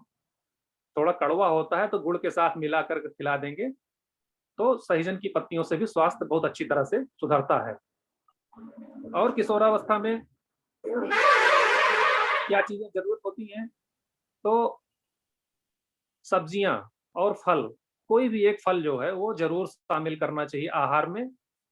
और ड्राई फ्रूट्स की बात हो रही थी, तो ड्राई फ्रूट्स जो है हमारे हिंदुस्तान में जनता बहुत ही गरीब है, बहुत सब लोग संपन्न नहीं है, तो जो गरीब व्यक्ति हैं वो भी ड्राई फ्रूट्स का सेवन कर सकते हैं। जो ड्राई फ्रूट्स में जो भी चीजें होती हैं, जिसे हम लोग मानते हैं कि ड्राई फ्रूट्स काजू पिस्ता बादाम है, ऐसा नहीं है।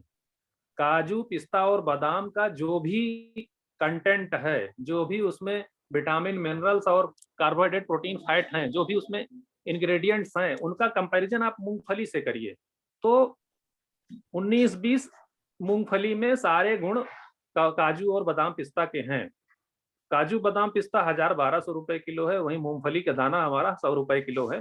तो सारे गुण हमें जो है काजू पिस्ता बादाम के मूंगफली से मिल सकता है। तो मूंगफली को आहार में जरूर बच्चों के शामिल करना चाहिए। मूंगफली के दाने को भून करके खिला दीजिए, मूंगफली को तेल में तल के फ्राई करके भी दे सकते हैं, तो इसको जरूर शामिल करना चाहिए। मूंगफली में जो है वो फैट भी होता है, प्रोटीन भी होता है, कार्बोहाइड्रेट भी होता है।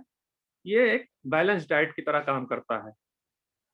इसी तरह अभी आपने पूछा अवनीश जी की और क्या देना चाहिए, तो जो अनाज होती है उसमें जिंक अधिक मात्रा में होता है, और जिंक जो है सेक्सुअल मेच्योरिटी के लिए, यौवनावस्था की मेच्योरिटी के लिए जिंक बहुत जरूरी है। तो अनाज जरूर खाना चाहिए। कुछ लोग होते हैं रोटी नहीं खाते हैं किशोरावस्था में, तो रोटी जरूर खाना चाहिए। कुछ महिलाएं केवल चावल ही चावल खाए जा रही है, तो रोटी खाएं। गेहूं में जिंक अधिक मात्रा में होता है, अनाजों में, इसका आटे का रोटी जरूर सेवन करना चाहिए। इसके अलावा दूध तो हमने बता ही दिया, दूध का सेवन करना चाहिए। आयरन बढ़ाने के लिए घर में केवल एक चीज अगर हम परिवर्तन कर लें, स्टील या नॉन स्टिक या एल्युमिनियम की कढ़ाई के स्थान पर हम लोहे की कढ़ाई में अगर सब्जी बनाते हैं, तो उससे पूरे परिवार के सभी सदस्यों की आयरन की रिक्वायरमेंट पूरी होती रहती है।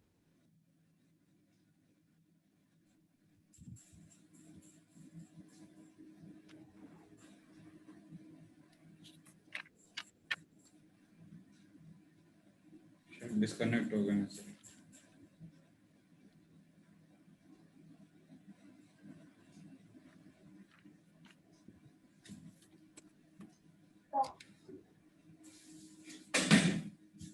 नेटवर्क चला गया जी।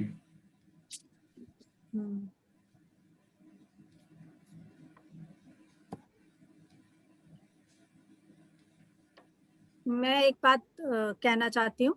जी मैम। हाँ, अब डॉक्टर महेश नारायण का शायद नेटवर्क चला गया है। तो वो खाना, आजकल सबसे ज्यादा बात हो रही है कि इम्यूनिटी कैसे बूस्ट करें हम, चाहे प्री कोविड है, चाहे कोविड है, चाहे पोस्ट कोविड है ना। खाना देखिए, रसोई में घर में माँ बनाती है तो कोई बच्चा बहुत स्वस्थ होता है, कोई अस्वस्थ रहता है, माँ तो वही खाना सबको परोस रही है। फिर ऐसा क्यों है कि कोई ठीक है, कोई कुपोषित है, कोई अतिपोषित है। तो खाने के कुछ नियम हैं। हमने कहा जैसा अन्न वैसा मन, आहार ही सब संपूर्ण है, आहार ही औषध है। और आहार का अगर पथ्य रूप से सेवन किया जाए तो कोई बात ही नहीं है हम बीमार हों।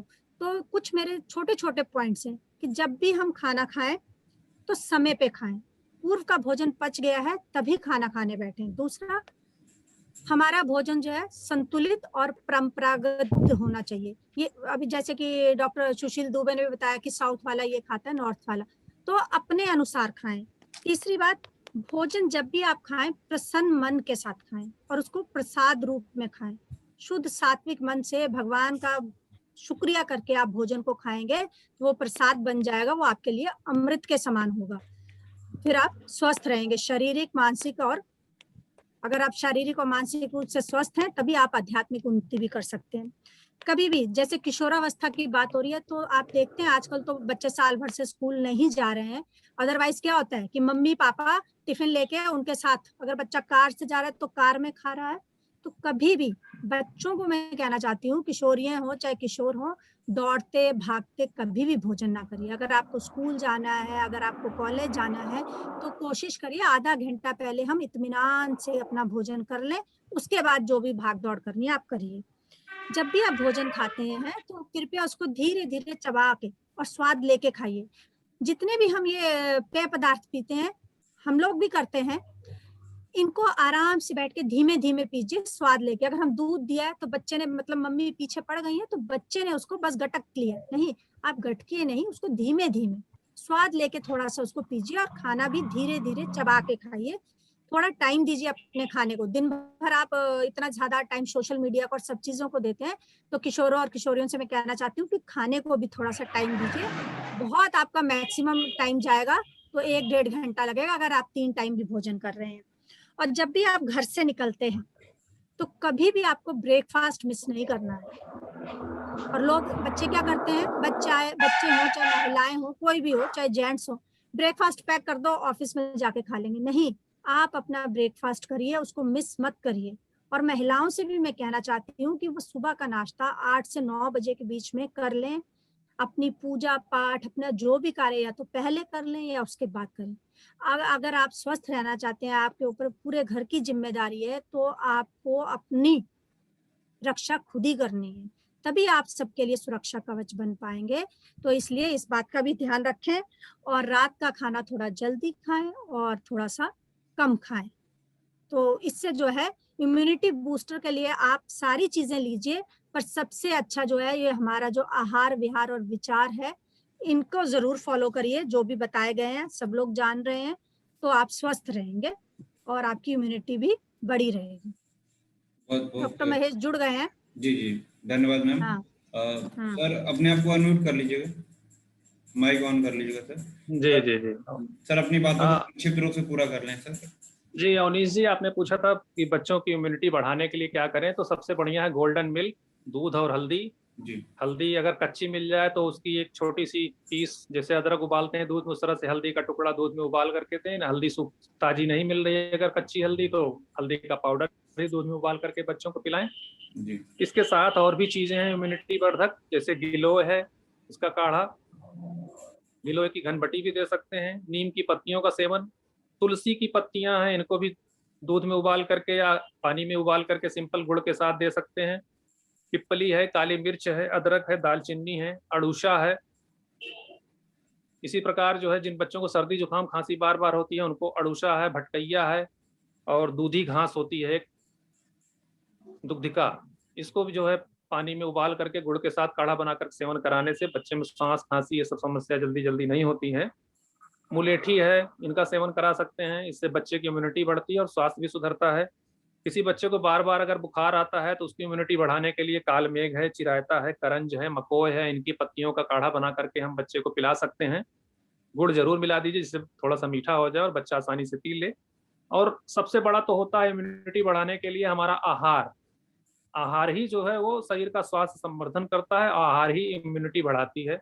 भोजन में हमें ऐसे फलों का, ऐसे सब्जियों का सेवन करना चाहिए जो उस मौसम में आती हैं। ऐसा नहीं कि बेमौसम के फल और सब्जियां हम जो है फैशन दिखाने के चक्कर में या स्टेटस दिखाने के चक्कर में हम सेवन करते हैं और उससे फिर हम बीमार पड़ जाते हैं। तो रेफ्रिजरेटेड फूड आइटम्स नहीं खाना चाहिए, जैसे कि अभी इस मौसम में अगर कोई गोभी खाए तो वो नुकसानदेह होगा। गोभी ठंडी भी आती है शीत ऋतु में, तो ठंडी में ही गोभी खाना है, गोभी को गर्मी में नहीं खाना है, नहीं तो वो उल्टा प्रभाव करेगा। इस मौसम में अगर हम मटर खाएंगे तो वो भी नुकसानदेह है। इस मौसम में केवल तरबूज है, खरबूज है, पपीता है, खीरा है, ककड़ी है और आम है। अभी आ रही लीची आ रही इस मौसम में, आड़ू आ रहा है, इसका सेवन करें। जिस मौसम में जो फल प्राकृतिक रूप से पैदा होता है और जिस देश काल में आप रह रहे हैं, जहाँ पे आप रह रहे हैं, आपके एरिया में जो फल आ रहा है, अभी 15 दिन बाद जामुन आएगा, इसका सेवन करिए। जिस मौसम में जो फल प्राकृतिक रूप से आता है उसका सेवन करिए, तो उसी से इम्यूनिटी बढ़ती है। बेमौसम के फल और सब्जियां खाने से इम्यूनिटी कमजोर होती है और हम बीमार पड़ते हैं अनावश्यक। दूसरी बात आपने पूछी थी, बच्चों में फास्ट फूड जंक फूड की लत होती है, उसके लिए क्या करें। तो फास्ट फूड जंक फूड में ऐसे उसमें फ्लेवर एनहांसर्स पड़े होते हैं, ऐसे जंक फूड में ऐसे केमिकल्स डाले जाते हैं जिससे बच्चों को उनकी लत लग जाती है।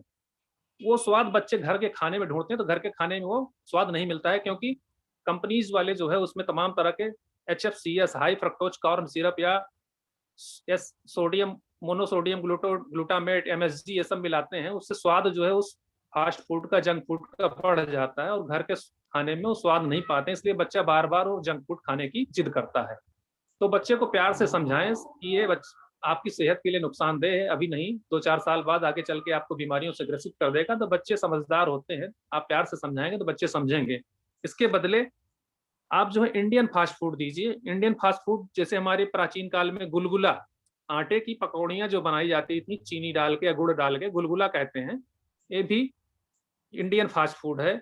ठेकुआ छान के रख दिया जाता था, 15-15 दिन खाइए, खराब नहीं होता है, तो ये इंडियन फास्ट फूड है। इसी तरह तिल के लड्डू हैं, अलसी के लड्डू हैं, गुड़ और मूंगफली की चिक्की है, गजक है, रेवड़ी है, लिट्टी है, नमक पारा है, शक्कर पारा है, सत्तू है, लैया चना है, पोहा है, खजूर है, दूध है, छुहारे में उबाल करके दे दीजिए, मूंगफली भून के रख दीजिए, इसको बच्चों को सेवन कराइए। इससे बच्चे का स्वास्थ्य भी सुधरेगा और ये इंडियन फास्ट फूड है, इसको सेवन कराइए। गुड़ का सेवन जरूर कराइए। गुड़ की और मूंगफली की मिक्सर जो चिक्की है इसका भी सेवन करा सकते हैं बच्चे को। इससे भी बच्चे का स्वास्थ्य सुधरेगा और बच्चे की जो जंक फूड की लत है उससे काफी हद तक छुटकारा मिल सकता है। जी अवनीश जी। एक अवनीश जी, जी सर। आहार पे बात हो गई, लेकिन आहार की इच्छा तभी होता है जब हम व्यायाम कराते हैं। जी तो कम से कम बच्चे या परिवार जो भी हैं, अभी भी जो करंट बड़े दिग्गज लोगों से वार्ता हुआ हमारा, जो कोविड की आई बिस्लेरी और AC को ज्यादा प्रभावित करना, और जो श्रम कर रहे हैं, व्यायाम कर रहे थे, उनको कम प्रभावित करना, एक दो फैक्टर आ रही है। तो कम से कम व्यायाम के लिए जरूर सबको गाइड करें, पैदल चलें, खेलें, दौड़ें, जो भी करना हो वो। और दूसरी बात, अभी महेश भाई जो गोल्डन मिल्क के बारे में कह रहे थे, वो गोल्डन मिल्क अमेरिका की खोज है। लेकिन बड़ी आश्चर्य की बात है कि गोल्डन मिल्क के बारे में कहा गया ना, उन लोगों ने एक अपना पेटेंट कराया अभी कि गोल्डन मिल्क का हल्दी जो कुरकुमिन होती है, तो काली मिर्च जो उसका क्या केमिकल है उसका, उस काली मिर्च की उपस्थिति में ही कुरकुमिन एब्जॉर्ब होता है बॉडी में। तो जब मैंने हरिद्रा खंड का कंटेंट देखा, हरिद्रा खंड में देखिए कच्ची हल्दी, दूध, घी, और उसमें त्रिफला, हरे बहना, आंवला, त्रिकट्टू, सोट, काली मिर्च, पिपली, तेज पत्ता, दालचीनी, छोटी इलायची, नाग केसर, नागरमोथा, विडंग और निसोत लो, ये कॉम्बिनेशन जो हरिद्रा खंड का बना है। तो मतलब हमारे आचार्यों को ये पता था जब पहले की काली मिर्च मिला करके जब चोट लगे तो हल्दी, दूध और काली मिर्च मिला के देते थे उस समय। तो अगर हम गोल्डन मिल्क का अगर अमेरिका ने खोज किया, हमारी साइंस को उन्होंने स्थापित किया, तो लगता है कि काली मिर्च भी उसमें मिला देंगे तो सोने पे सुहागा जो कहावत नहीं है, वो अच्छा हो सकता है। कि उनकी भाई हमारी साइंस थी, उन्होंने स्थापित किया कि कुरकुमिन की एब्जॉर्प्शन तभी होगा जब काली मिर्च रहेगी।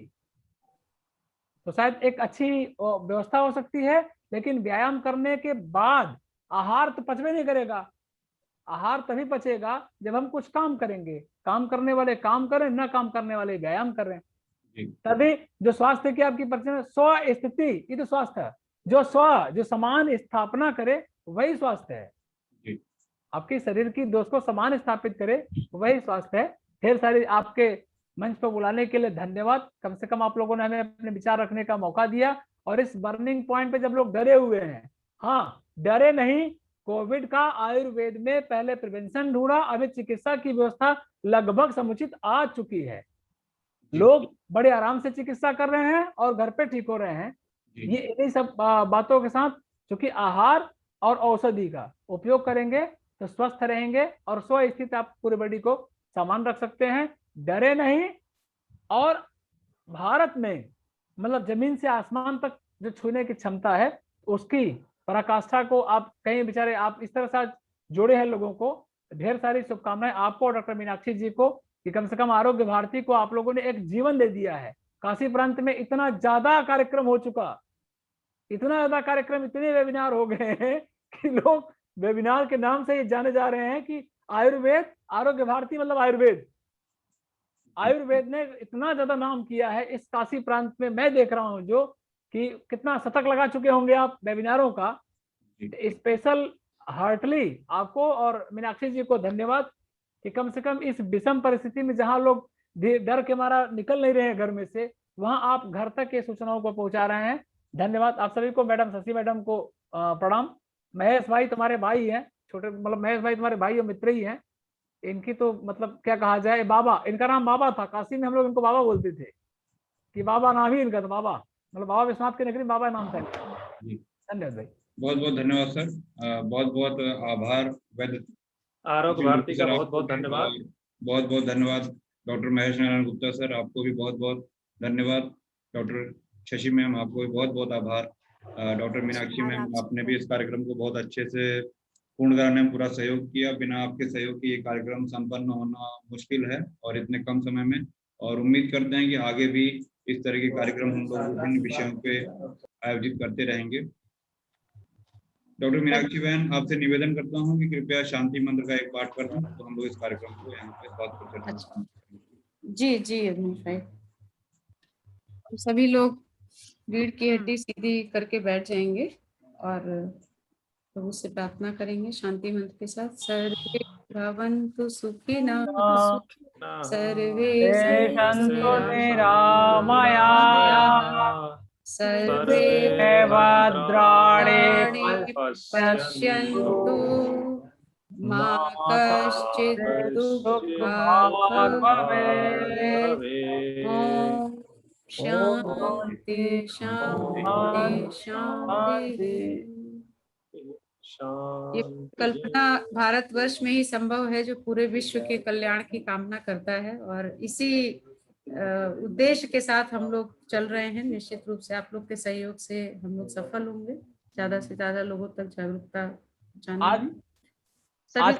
आज की टीम बहुत अच्छी थी। आज का टीम एक प्रसूति, उधर बाल और इधर दोस्त का, तीनों बैलेंस टीम था। जी, अवनीश भैया ने काफी अच्छी संकल्पना इसकी रची थी, तो ये उसके लिए बधाई के पात्र हैं। जी बहुत बहुत धन्यवाद। बहुत बहुत प्रणाम और धन्यवाद। शुभ रात्रि। आप सभी को धन्यवाद। नमस्कार, आप सभी को नमस्कार। प्रणाम सभी। ओके।